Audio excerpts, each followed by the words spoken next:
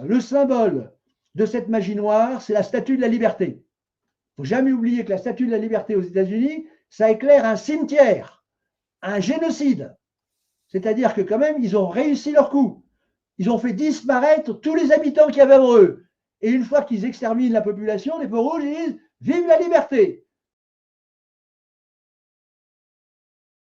Et alors je reviens au discours. Ce qui est très très intéressant dans le discours du président Poutine, comme je dis, c'est qu'il a un discours réaliste. Et il commence par s'adresser, ce qui est étrange dans une guerre, aux Ukrainiens. Et c'est pas que les discours, par exemple, pendant la guerre de 14 ou de 40, vous aviez les chefs de l'armée française qui disaient bah, je m'adresse aux Allemands. Enfin, c'est pas très banal, si vous voulez. Et c'est encore moins banal de dire l'Ukraine est une partie de notre histoire. C'est notre espace culturel. Donc c'est la chair qui s'attaque à la chair.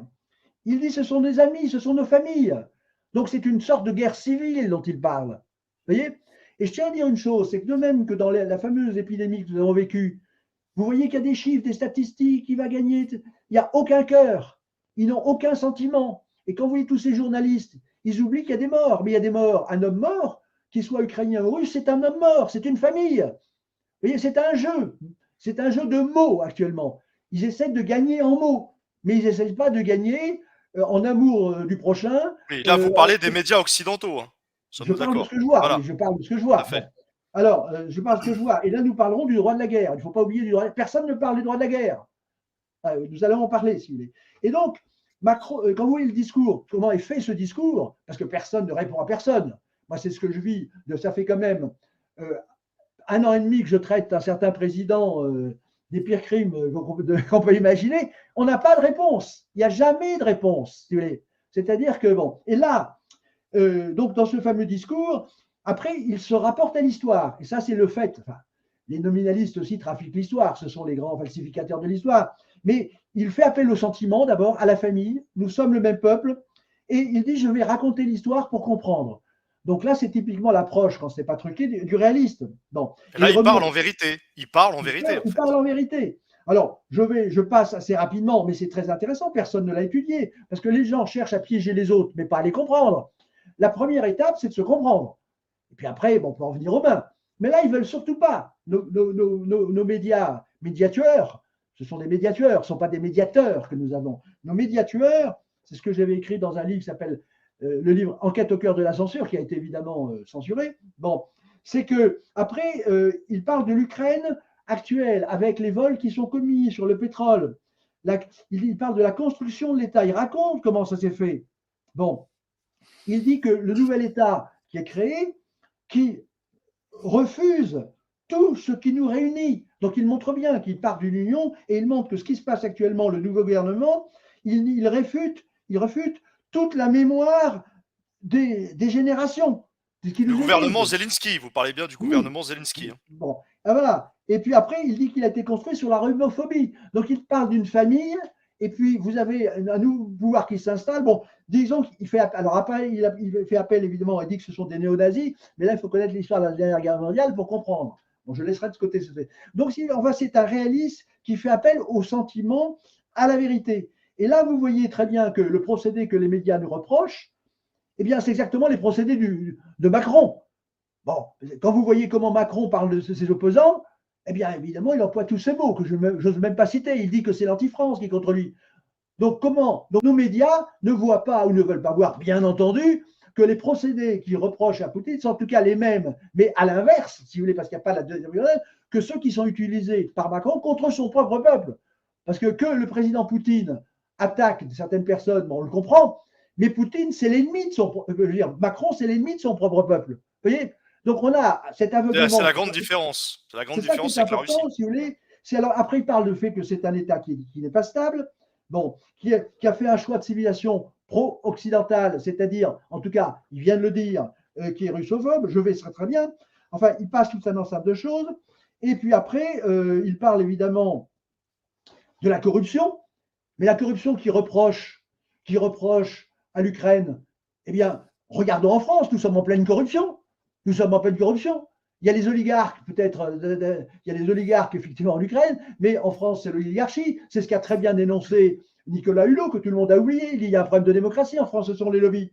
Donc voilà, donc on est dans ce jeu de dupes dans lesquels les médias reprochent exactement ce qui se passe en France et qu'ils n'ont pas vu depuis au moins 2 ans, nous en parlerons peut-être. Donc, sur la corruption. Et puis, par exemple, il parle des 60 000 personnels soignants qui ont quitté l'Ukraine. Mais en France, on peut discuter du chiffre. Il y a Macron qui a bien chassé 15 000 médecins, 15 000 soignants du système hospitalier. Et ces médias qui vont voir ailleurs et qui critiquent c'est ailleurs, ils ne veulent pas voir ce qui ça se passe en France. Donc, il va falloir quand même se réveiller, si je veux dire. Ensuite, il parle de l'accroissement du vie, du patrimoine. Ensuite, il parle, si vous voulez, des richesses qu'il y avait dans l'Empire et l'URSS qui ont été pillées par ces gens-là. On peut dire qu'en France, il y a les richesses de la royauté, plus celles qui ont été pillées. On peut très bien prendre le symétrique, mais ne demandez pas aux journalistes de le faire parce qu'évidemment, ils n'ont que le bac actuellement. Ils n'ont plus le certificat d'études. Bon. Alors, il parle de l'importance, effectivement, comme chez nous, ce n'est pas Macron qui décide. Eh bien, en Ukraine, ce ne sont pas les Ukrainiens qui décident. Il parle du rôle de l'ambassade. Donc, il faut lire ça ligne par ligne. Et évidemment, on peut discuter, mais ça n'est surtout pas fait, surtout pas fait. Bon. Donc, il dit qu'il n'y a pas de liberté d'expression en Ukraine. Mais on peut discuter de la Russie, mais en France, il n'y a pas de liberté d'expression. J'en suis le meilleur exemple. Je rappelle que Macron a dit que la politique, c'était de la magie, et aucun journaliste, personne n'a voulu regarder cette chose-là. C'est quand même important.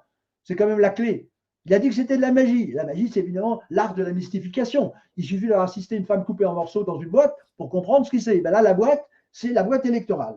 Bon. Okay. Donc, il parle de ce pillage que nous avons encore. Bon. Et donc, on pourrait continuer. Après, il parle de la militarisation avec l'influence, effectivement, des anglo-saxons en Ukraine. C'est une réalité. Bon, vous avez… Surtout à Maïdan en 2014. Comment l'armement, comment ça se fait? Bon, il le voit. Et ça s'est on voit très très bien. Il parle des bases militaires. Alors, les bases militaires, installation des bases étrangères, c'est interdit par la Constitution. Et hop, là, le président Poutine dit, on appelle ça une mission. Vous voyez, ce n'est plus… bon, ça c'est le jeu de mots, c'est la sémantique. L'OTAN, bon… l'OTAN, alors il parle effectivement de l'OTAN. Bon, depuis 1991, c'est pas la peine d'être polytechnicien ou je ne sais trop quoi, de sortir de l'ENA, n'est-ce pas, pour comprendre qu'effectivement, vis-à-vis de la Russie, les anglo-saxons utilisent la fameuse méthode qui leur a réussi depuis 2 siècles, c'est ce qu'ils appellent le containment. Ils étranglent, ils asphyxient. Bon. Exactement. Et donc, il est bien évident que la Russie, nous pourrons en parler, n'a pas besoin de nouveaux territoires. Bon, ils étaient perdus et que l'OTAN, de toute façon, même si l'OTAN était loin, en termes de défensif, bon, enfin bref. Donc, vous avez l'OTAN qui est poussé, alors qu'il a parlé de l'engagement et il a eu l'honnêteté de dire que c'était verbal. Donc, c'est un signe d'honnêteté réaliste. C'est qu'en 1990, les engagements ont été pris pour ne pas, si vous voulez, donc de rapprocher, élargir l'OTAN. Voilà, il le dit. Et il dit bien que ça n'a pas été par écrit, mais ça l'a été. Alors, on peut continuer. Bon. Et il donne la clé. La clé des États-Unis, vous allez en parler, c'est un État prédateur. Il y a un aigle, d'ailleurs. Et là, je voulais vous dire quand même, pour ne pas oublier, c'est que la magie noire de Macron, évidemment, c'est une magie anglo-saxonne. Bon. Et le symbole de cette magie noire, c'est la statue de la liberté. Il ne faut jamais oublier que la statue de la liberté aux États-Unis, ça éclaire un cimetière, un génocide. C'est-à-dire que quand même, ils ont réussi leur coup. Ils ont fait disparaître tous les habitants qu'il y avait avant eux. Et une fois qu'ils exterminent la population, les peaux rouges, ils disent « Vive la liberté !» La liberté, oui, la leur. Et il y a une phrase qui est très importante par rapport à l'OTAN. Parce qu'il faut bien étudier la culture, et c'est très bien expliqué dans Alexis de Tocqueville, dans De la démocratie en Amérique. Les Indiens, les peaux rouges, qui n'étaient pas des sauvages au sens où on l'entend, hein, il y a eu 2 millions qui ont été votés en Californie pour scalper les Indiens, c'est toute l'horrible histoire des États-Unis. Eh bien, il y a une phrase superbe, terrible d'un Indien. Parce que, de même qu'actuellement l'OTAN avance évidemment vers la Russie, et je vais vous donner la phrase de Poutine qui est dans le texte, qui est très intéressante, parce qu'on ne fait plus d'explication de texte maintenant à l'école. On ne sait plus expliquer les textes. Bon. Eh bien, il y a une phrase terrible, les Indiens ne comprenaient pas. Parce qu'en partant de, si c'était la rue vers l'ouest, de la côte est, ils avançaient.